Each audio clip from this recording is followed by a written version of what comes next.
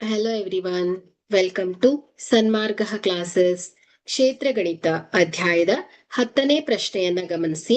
ಒಂದು ವೃತ್ತದ ಸುತ್ತಳತೆಯನ್ನ ಕಂಡುಹಿಡಿಯುವ ಸೂತ್ರವು. ಆಯ್ಕೆ ಎ ಪೈ ಆರ್, ಆಯ್ಕೆ ಬಿ ಪೈ ಆರ್ ಸ್ಕ್ವೇರ್, ಆಯ್ಕೆ ಸಿ ಪೈ ಇಂಟು ಡಿ, ಆಯ್ಕೆ D 2 pi R square.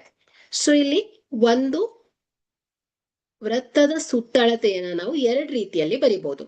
So ತ್ರಿಜ್ಯವನ್ನ ಬರೆದ್ರೆ C is equal to 2 pi R.